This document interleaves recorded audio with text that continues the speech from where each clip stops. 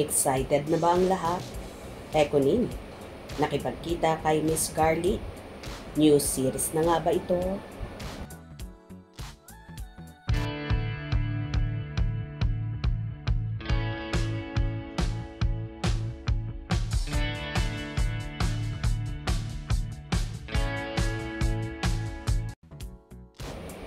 Nakipagkita nga ang magkasintahan at kapamilya stars na sina Jericho Rosales at Janine Gutierrez sa creative head na si Miss Garlic Garcia.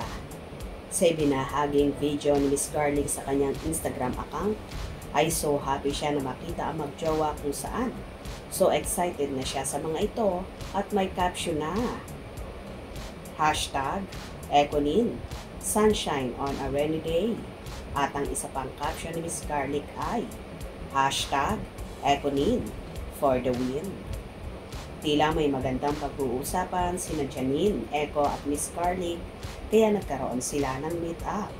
Ito na kaya ba ang sinasabi at napapabalitang bagong seryeng gagawin ng Ekonin? Dahil si social media. Sana all. Sana all.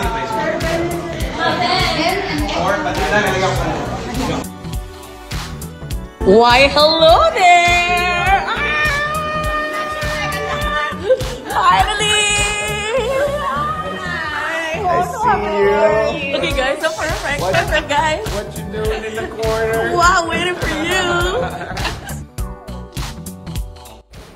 Marami namang Ekonin supporters ang tuwang-tuwa at pinagkaguluhan ang naturang post na yon ni Miss Garlic.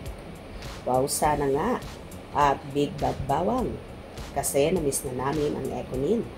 Excited na kami kung ano man ito. At Ekonin, for the win talaga. Wow! May aabangan na naman tayo mga ka-Ekonin. Yes, new project. Wow! Parang may good news tayo sis mga Ekonin. Sana nga sis. Wow! Surprise for the first time. I saw Miss Janine Gutierrez with Miss Garlic Garcia. Yes! Yun naman, excited na kami.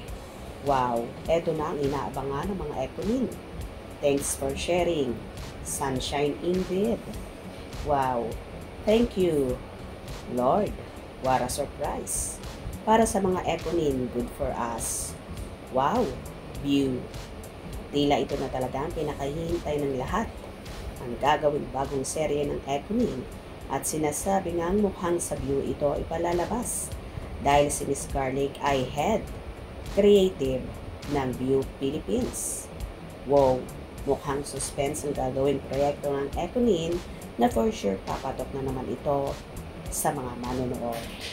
Kaya abang-abang tayo dahil mas matindi pa ang mga magiging pasabog ng Ekonin sa mga susunod na araw.